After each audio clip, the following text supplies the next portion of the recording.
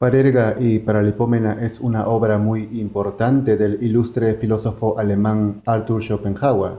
En ella desarrolla diversos temas. Una sección se titula Aforismos sobre la sabiduría de la vida. En la introducción dice: en general, los sabios de todos los tiempos han dicho siempre lo mismo, y los necios, esto es, la inmensa mayoría de todos los tiempos, han hecho y dicho también lo mismo, y siempre seguirá siendo así.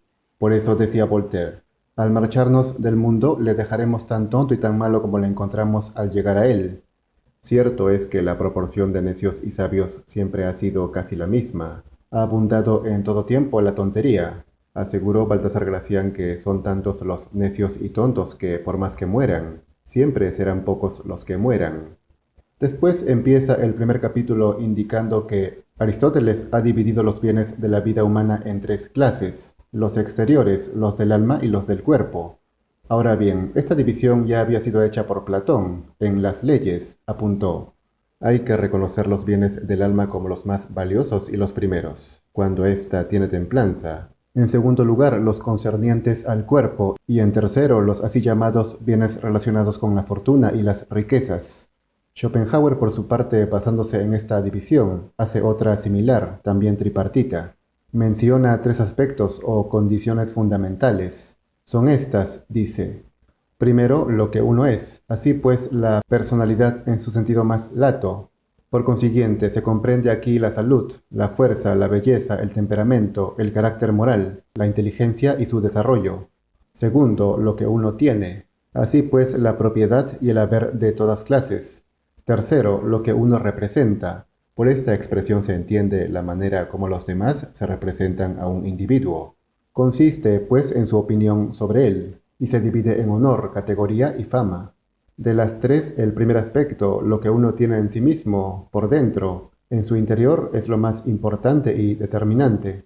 Ya Metrodoro había titulado un capítulo de su obra de cómo las causas que provienen de nosotros mismos contribuyen más a nuestra felicidad que las que nacen de las cosas exteriores. Asegura: y sin duda alguna para el bienestar del individuo y hasta para toda su manera de ser. Lo principal es lo que se encuentra o se produce en él. Allí reside inmediatamente, en efecto, su bienestar o su malestar. Todo lo que se encuentra en el exterior tiene solo una influencia indirecta. Las cosas de fuera son lo menos importante comparado con las de dentro. Estas son propias, aquellas ajenas. Mandó Séneca rechazar y pisotear todo aquello que brilla exteriormente. Aspira al verdadero bien y gózate en lo tuyo, en ti mismo y en la mejor parte de ti. Sin duda que quien tiene mucho por dentro necesitará muy poco de fuera. Continúa: el mundo en que vive cada uno depende de la manera de concebirlo, la cual difiere en cada cerebro. Según la naturaleza de la inteligencia, parecerá pobre, insípido y monótono, o rico, interesante e importante, porque el mismo acontecimiento que se presenta de una manera tan interesante en el cerebro de un hombre de talento no parecería concebido por un cerebro vulgar, más que una escena insípida de la vida cotidiana. Según la capacidad intelectual, el poder de imaginación de cada cual, una misma cosa se percibirá de una manera u otra. Asimilarán los hechos de forma diferente. Por ejemplo, afirma Schopenhauer que en muchas poesías de Goethe y de Byron, un necio al leerlas es capaz de envidiar al poeta la agradable aventura, en lugar de envidiarle la robusta imaginación, que de un acontecimiento vulgar ha sabido hacer algo tan grande y tan bello. Explica que esto se debe a que todo suceso se compone de dos partes, el sujeto y el objeto, y obviamente la primera es fundamental, puesto que es lo que uno tiene dentro, en sí mismo. Si esto falla o es de mala calidad, lo de fuera, el objeto, siempre se verá mal, semejante a una hermosa región, vista en mal tiempo o reflejada por una mala cámara oscura. Aquello que está en el interior siempre afectará, influirá en la percepción del mundo exterior. Así algunos viajan o cambian de ambiente para olvidar.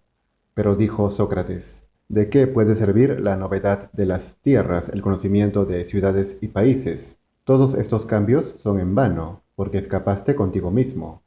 No importa lo que veas o lo que tengas, sino lo que seas, lo que sientas. La conciencia asevera: como todo lo que pasa, todo lo que existe para el hombre, existe inmediatamente en su conciencia, Indudablemente la cualidad de conciencia será lo próximamente esencial, y en la mayoría de casos todo dependerá de esta mucho más que de las imágenes que en ella se representan. Luego afirma: la individualidad del hombre ha establecido de antemano la medida de su felicidad posible. Son especialmente los límites de las fuerzas intelectuales los que han determinado de una vez para siempre su aptitud para los goces elevados. Si son reducidas, ha de contentarse con los goces sensuales de una vida íntima y alegre en su familia, de una sociedad de baja estofa o de pasatiempos vulgares. Todos los esfuerzos exteriores, todo lo que los hombres o la fortuna hagan por él, todo eso será impotente para transportarla más allá de la felicidad y el bienestar humano ordinario. En efecto, cuanto menos tenga uno en sí mismo, cuanto menor sea su intelecto, tanto menor será su capacidad de satisfacerse con lo que es, en sí mismo, contentarse con lo que tiene. Por ello buscará desesperadamente la felicidad en el exterior, con el placer y la sensualidad. Perseguirá las cosas materiales, pues el vulgo da un gran valor a las cosas materiales y muy pequeño a las espirituales, precisamente porque su espíritu es muy reducido o carece de él. Por otro lado, la instrucción misma, aunque tenga cierto influjo, no puede ensanchar mucho este círculo, porque los goces más elevados, más variados y más durables son los del espíritu, y esos goces dependen especialmente de la fuerza intelectual. Ciertamente la educación puede ayudar, pero es incapaz de cambiar totalmente la esencia de cada cual. La fuerza intelectual, admite. Cierto que la suerte puede mejorarse. Además, el que posee la riqueza interior no le exigirá gran cosa. En cambio, un tonto sigue siendo hasta el final un tonto, y un soquete, aunque esté en el paraíso y rodeado de huríes. Y sin embargo, a pesar de esta gran verdad, de que lo más valioso es el interior, lo que se tiene en sí mismo, la inmensa mayoría actúa como si lo más importante fuese lo que se tiene por fuera, lo que se representa, la apariencia. Tal vez sea porque, como dijo Maquiavelo, el vulgo se deja engañar por las apariencias y por el éxito, y en el mundo solo hay vulgo. Después se refiere a la salud, un bien de la primera clase, de lo que uno es, dice. La salud excede de tal manera a los bienes exteriores, que en realidad un mendigo sano es más feliz que un rey enfermo.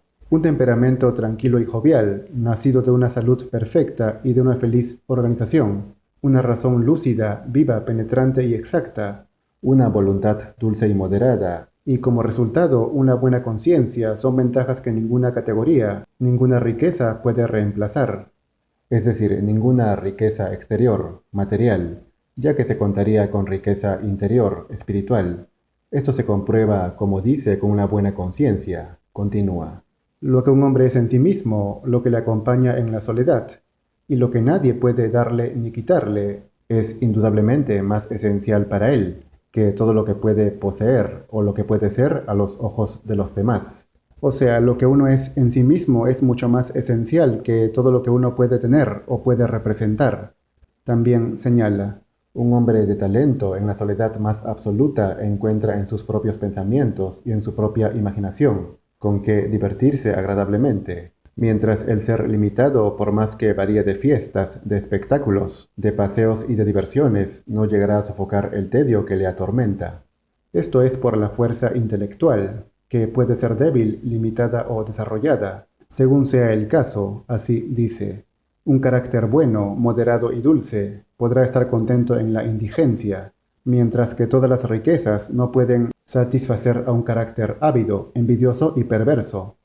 En cuanto al hombre dotado con permanencia de una individualidad extraordinaria, espiritualmente superior, éste puede prescindir de la mayoría de los goces a que el hombre aspira generalmente. Además, no son para él más que un trastorno y un peso. Sócrates decía, viendo algunos objetos de lujo expuestos para la venta, ¿cuántas cosas hay que yo no necesito? Luego hace un parangón entre uno que es fuerte de cuerpo y uno que es fuerte de intelecto. El primero, que por circunstancias exteriores se vea obligado a realizar un trabajo sedentario o a labores intelectuales, se sentirá desgraciado toda su vida, aunque no tanto como el segundo, el fuerte de intelecto, que por las mismas circunstancias se vea obligado a realizar tareas mecánicas, físicas o vulgares, propias de alguien en quien las fuerzas intelectuales no dominan. Por lo demás, Schopenhauer advierte que Aquí se ha de evitar, sobre todo en la juventud, el peligro de pretender atribuirse un exceso de capacidades que no se tiene. Es cierto que algunos jóvenes cometen este error, que por ser un poco más inteligentes creen ser genios, pero lo que importa es ser útil según la capacidad. Después afirma, resulta que es más cuerdo trabajar por conservar la salud y por desarrollar las facultades que por adquirir riquezas. Desde luego que la salud, que es un bien de primera clase de lo que uno es muy superior a la riqueza, que es un bien de segunda clase de lo que uno tiene. Sin embargo, un poco de dinero es necesario.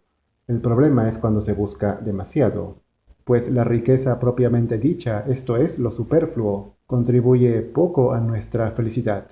Así que muchos ricos se sienten desgraciados porque están desprovistos de cultura real del espíritu, de conocimientos y por consiguiente de todo interés objetivo que pueda hacerles aptos para una ocupación intelectual. La riqueza exterior, por cuantiosa que sea, nunca sustituirá la riqueza interior. Por ende, no proporciona felicidad. A lo sumo puede dar placeres y gustos, pero siempre superficiales y nunca profundos. No alimentan el espíritu. Dice, no obstante, los hombres se afanan 1000 veces más en adquirir riqueza que formación intelectual, cuando es totalmente cierto que lo que uno es contribuye más a la felicidad que lo que uno tiene. En efecto, casi todos tienen como objetivo más importante de la vida el tener dinero, y cuando ya tienen algo quieren mucho. No conocen nada más allá del limitado horizonte que encierra los medios de conseguir eso. Su espíritu está vacío y en consecuencia inaccesible a cualquier otra ocupación. Tales personas creen ser felices cuando lo que hacen es engañarse creyendo que lo que viene de fuera es la felicidad. Los goces más elevados, los goces intelectuales, son inabordables para ellos. En vano tratan de reemplazarlos por goces fugitivos, sensuales, ligeros pero costosos de adquirir, que se permiten de cuando en cuando. Esa existencia, aunque en apariencia sea muy seria y muy importante, es tan insensata como lo sería la que enarbolase por enseña el centro de la locura. En fin, Schopenhauer explica que quienes han salido del apuro económico o ya tienen mucha riqueza material, en el fondo son tan desgraciados como quienes no tienen. Su vacío interior, la insipidez de su inteligencia, la pobreza de su espíritu, les inducen a buscar la compañía de otros, pero la compañía de otros iguales a ellos. Entonces comienza en común la casa del pasatiempo y de la diversión, que buscan primero en los goces sensuales, luego en los placeres de todas clases, y por último en el desenfreno.